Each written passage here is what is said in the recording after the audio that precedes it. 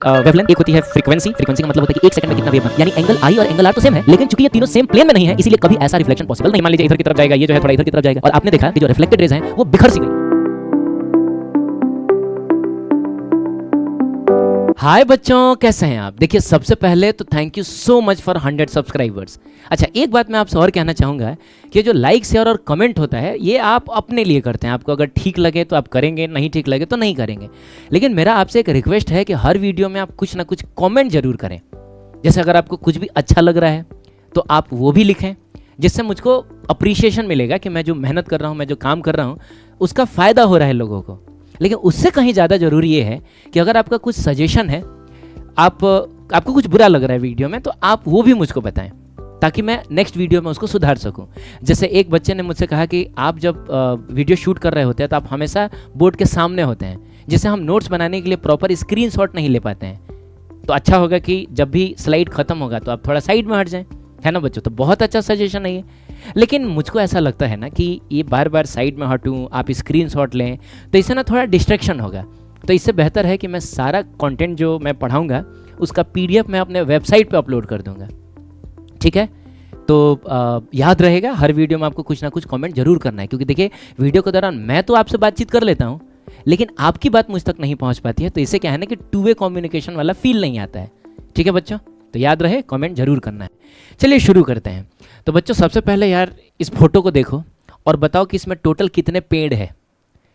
तो देखो, अनपढ़ आदमी भी कह देगा कि भले दिख दो रहा है लेकिन ओरिजिनल पेड़ तो एक ही है और वो ये है। अरे पेड़ उल्टा थोड़े ना होता है यार। एक्चुअली है क्या कि यहाँ पे पानी होगा और पानी में इस पेड़ की छाया बन रही है, जिसको हम हिंदी में प्रतिबिंब कहते हैं और इंग्लिश में हम इसको इमेज कहते हैं, है ना बच्चों? तो यहाँ पानी में पेड़ का इमेज बन रहा है, ये कोई ओरिजिनल इमेज नहीं, सॉरी ओरिजिनल पेड़ नहीं है, ठीक है? तो सवाल है कि यार ये पानी में पेड़ का इमेज बन क्यों रहा है? तो इसके लिए लाइट से जुड़ी एक घटना रिस्पॉन्सिबल होती है, जिसको हम कहते हैं रिफ्लेक्शन, ठीक है? तो चलिए हम आज का टॉपिक शुरू करते हैं, जिसका नाम है रिफ्लेक्शन। तो बच्चों, रिफ्लेक्शन एक ऐसी घटना है जिसमें जब भी कोई लाइट रे दो डिफरेंट मीडिया, है ना, जैसे ऊपर में आपको मीडियम 1 और नीचे में मीडियम 2 दिख रहा होगा, इनको सेपरेट करने वाले इंटरफेस से टकराता है, तो पहला काम तो हम ये करते हैं कि हम सरफेस के परपेंडिकुलर एक लाइन ड्रॉ करते हैं, जिसको हम नॉर्मल कहते हैं, है ना बच्चों? तो जब भी ये दो मीडिया को सेपरेट करने वाले इंटरफेस से टकराएगा और अपने मीडियम में वापस लौट जाएगा, तो हम इसी घटना को कहते हैं रिफ्लेक्शन, ठीक है? चलिए, ये जो रे टकराने आया था इसको हम लोग कहते हैं इंसिडेंट रे, इसको हम नॉर्मल कहते हैं, और जो रे टकरा के वापस लौट गया हम इसको रिफ्लेक्टेड रे कहते हैं, ठीक है? एक और बहुत इंपॉर्टेंट बात कि नॉर्मल और इंसिडेंट रे के बीच का जो एंगल होता है, जिसको हम आई से रिप्रेजेंट करते हैं, उसको हम कहते हैं एंगल ऑफ इंसिडेंस। और नॉर्मल और रिफ्लेक्टेड रे के बीच का जो एंगल होता है, याद रहे बच्चों, यहाँ जो हम एंगल्स मेजर कर रहे हैं वो नॉर्मल से मेजर कर रहे हैं, ठीक है? तो नॉर्मल और रिफ्लेक्टेड रे के बीच का एंगल हम R से डिनोट करते हैं और उसको हम कहते हैं एंगल ऑफ रिफ्लेक्शन। तो देखो, याद करने के लिए कोई बहुत मेहनत करने की जरूरत नहीं है। इंसिडेंट रे के साथ एंगल ऑफ इंसिडेंस बनेगा तो रिफ्लेक्टेड रे के साथ एंगल ऑफ रिफ्लेक्शन बनेगा। क्लियर है? चलिए बात करेंगे लॉज ऑफ रिफ्लेक्शन की। तो जाहिर सी बात है, आपको याद होगा, आपने ये 10th क्लास में जरूर रटा होगा, बोर्ड के प्रिपरेशन के लिए भी, है ना? जिसमें सबसे पहला लॉ ये होता है कि incident ray, normal and reflected ray तीनों सेम प्लेन में होने चाहिए। All are in same plane. और देखो, आपको ये साफ साफ दिख भी रहा होगा, ये रहा इंसिडेंट रे, ये रहा नॉर्मल और ये रहा रिफ्लेक्टेड रे, और तीनों जो है वो इस बोर्ड के प्लेन में है। देखो, ऐसा कभी नहीं होगा कि जैसे ये इंसिडेंट रे हो, ये नॉर्मल हो और रिफ्लेक्टेड रे इधर हो, रिफ्लेक्टेड रे इधर बाहर आ जाए। ऐसा पॉसिबल नहीं होगा, क्योंकि इसके बाहर आते ही ये इन दोनों के प्लेन के बाहर आ गया। ये तीनों सेम प्लेन में नहीं रहे, ठीक है? तो तीनों सेम प्लेन में होने चाहिए, ठीक है? एक और बात, angle of incidence is always equal to angle of reflection, यानी I और R हमेशा सेम होगा। क्लियर है बच्चों? अच्छा, एक बात और मैं आपको क्लियर कर दूं कि यार सिर्फ इतना कह देने से काम क्यों नहीं चल रहा है कि I और R सेम होगा? तो इसलिए क्योंकि अगर मान लीजिए ये आपका इंसिडेंट रे है, ठीक है, इधर से रे आया, ये नॉर्मल है ना बच्चों, और ये रिफ्लेक्टेड रे है, वो इधर की तरफ वापस लौट गया, ठीक है, ऐसा है। तो आप साफ साफ देख रहे होंगे कि एक सेकेंड, आप साफ साफ देख रहे होंगे कि एंगल आई और एंगल आर सेम है और तीनों सेम प्लेन में भी है। लेकिन अगर मान लीजिए कि ये रे इधर आ जाए, इधर की तरफ आ जाए, ऐसे आ जाए, तो बिल्कुल हो सकता है कि अभी भी ये वाला एंगल और ये वाला एंगल सेम हो जाए।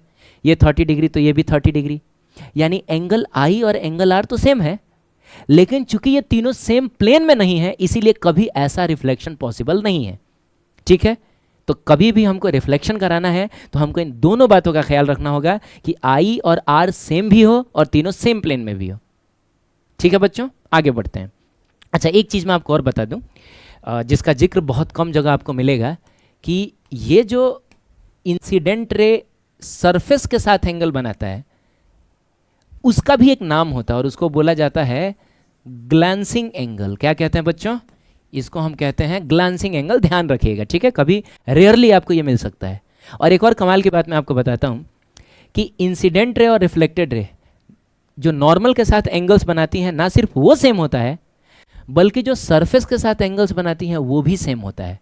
तो कई बार ये वाला एंगल और ये वाला एंगल जो सेम होता है ना, इस कॉन्सेप्ट का भी हम बहुत जगह यूज़ करेंगे। ठीक है, आगे बढ़े हम लोग। चलिए ठीक है, चलिए नेक्स्ट कॉन्सेप्ट ये है कि in the case of reflection, जब रिफ्लेक्शन हो रहा होता है तो स्पीड, फ्रीक्वेंसी और वेवलेंथ में से कुछ भी चेंज नहीं होता। देखिए, हमने अपने पहले लेक्चर में देखा था कि लाइट एक वेव होता है और वेव के पास तीन चीज़ें होती हैं, जिसमें एक होता है वेवलेंथ, एक होती है फ्रीक्वेंसी, फ्रीक्वेंसी का मतलब होता है कि एक सेकंड में कितना वेव बन रहा है, और एक होती है उसकी स्पीड। तो रिफ्लेक्शन के दौरान तीनों में से किसी चीज़ का बदलाव नहीं होता है और लॉजिक ये है कि मीडियम चेंज नहीं हुआ। जिस मीडियम में वो पहले था उसी मीडियम में वो अभी भी है, तो इसीलिए कुछ भी चेंज नहीं होता है। ठीक है बच्चों, आगे बढ़ते हैं। देखो, दो टाइप का हम रिफ्लेक्शन देखेंगे, रेगुलर एंड इरेगुलर, और इरेगुलर को हम डिफ्यूज्ड रिफ्लेक्शन भी बोलेंगे। ठीक है, रेगुलर रिफ्लेक्शन जो होगा वो स्मूथ सरफेस के जरिए होगा और इरेगुलर रिफ्लेक्शन जाहिर सी बात है रफ सरफेस के जरिए होगा। चलिए हम एक एग्जांपल से समझते हैं। मान लो एक सरफेस है जो बिल्कुल स्मूथ आपको दिख रहा होगा। अब ना कुछ रेज आई इससे टकराने के लिए, और ये जो रेज है वो पैरेलल है। ठीक है, तो जाहिर सी बात है आपको नॉर्मल तो ड्रॉ करना पड़ेगा, नॉर्मल सरफेस के परपेंडिकुलर होता है। तो आप हर पॉइंट जहाँ वो आके टकराए थे, अगर आप नॉर्मल ड्रॉ करेंगे तो वो कुछ ऐसा दिखेगा। अब देखो, जितना एंगल बना के ये लोग इंसिडेंट हुए हैं, ठीक उतना ही एंगल बना के ये लोग रिफ्लेक्ट भी कर जाएंगे। ये आपने अभी अभी देखा है, क्लियर है? तो ऐसे रिफ्लेक्शन को हम बोलेंगे रेगुलर रिफ्लेक्शन। ठीक है, लेकिन अगर मान लीजिए सरफेस जो है रफ टाइप का है, आपको दिख रहा होगा, इस पे अगर आपने पैरेलल रेज को भेजा और आप नॉर्मल ड्रॉ करना चाहते हैं, तो थोड़ा ध्यान से देखना बच्चों। तो यहाँ जब नॉर्मल ड्रॉ करोगे तो वो कुछ ऐसा होगा। ठीक है, कहने का मतलब है कि ये वाला जो एंगल होना चाहिए वो आपको 90 डिग्री दिखना चाहिए। ठीक है, ये थोड़ा सा ऐसा तिरछा है, तो जो नॉर्मल ड्रॉ करोगे वो इस टाइप से होगा ताकि हम कह सके कि ये 90 डिग्री है। यहाँ जब नॉर्मल ड्रॉ करोगे तो बच्चों देखो ऐसा होगा, इस टाइप के, है ना, ताकि हम कह सके कि ये 90 डिग्री है। यहाँ नॉर्मल ड्रॉ करोगे तो इस टाइप से होगा ताकि कह सके कि ये 90 डिग्री है। क्लियर है? यहाँ नॉर्मल ड्रॉ करोगे तो थोड़ा ऐसे की तरफ होगा, इसको हम 90 डिग्री बोलेंगे। सही है बच्चों? तो जो आपने नॉर्मल ड्रॉ किया, आपने साफ साफ देखा कि ये सारे नॉर्मल्स सेम डायरेक्शन में नहीं हैं। अब जो है ये जितना एंगल बना के आया था, ये ठीक उतना ही एंगल बना के वापस लौटेगा। ठीक, सिमिलरली ये जितना एंगल बना के आया था, अब आप साफ साफ देख सकते हैं कि ये वाला एंगल और ये वाला एंगल सेम एंगल तो नहीं है। भले ही रेस पैरेलल थी तो क्या है, लेकिन फिर भी ये और ये सेम नहीं है। इस वजह से ये जितना एंगल बना के आया था, अगर उतना ही एंगल बना के जाए तो फिर ये वाली रे और ये वाली रे, ये दोनों रिफ्लेक्टेड रेज हैं, ये पैरेलल नहीं रही। एक रे इधर चला गया तो एक रे इधर चला गया। सिमिलरली जितना एंगल बना के ये आया है, उसी एंगल पर अगर ये लौट जाए तो फिर ये भी किसी और डायरेक्शन में चला गया। ये मान लीजिए इधर की तरफ जाएगा, ये जो है थोड़ा इधर की तरफ जाएगा। और आपने देखा कि जो रिफ्लेक्टेड रेज हैं वो बिखर सी गई हैं। यहाँ रिफ्लेक्टेड रेज एक साथ थी, पैरेलल थी, लेकिन यहाँ पूरी तरीके से बिखर गई हैं। इसीलिए हम ऐसे रिफ्लेक्शन को कहते हैं इरेगुलर रिफ्लेक्शन। ठीक है, अब जैसे देखो क्या है कि जैसे हमारी बॉडी है, दीवार है, कोई भी टेबल वगैरह है, तो वो 100% स्मूथ नहीं होता बच्चों। यानी जो भी रिफ्लेक्शन होता है कहीं ना कहीं वो इसी कैटेगरी में होता है। ठीक है, इसीलिए देखिए आप लाइट कहीं से भी डालें, जैसे मान लीजिए दीवार पे आप लाइट डाल रहे हैं तो कहीं से भी डालें, वो लाइट उससे रिफ्लेक्ट होकर चारों डायरेक्शन में, हर डायरेक्शन में जाए। ठीक है बच्चों, तो आशा करता हूँ कि सारी चीज़ें आपको समझ आई होंगी। कोई भी प्रॉब्लम होगा तो कमेंट जरूर करना। चलो मिलते हैं नेक्स्ट लेक्चर में, तब तक के लिए थैंक यू सो मच।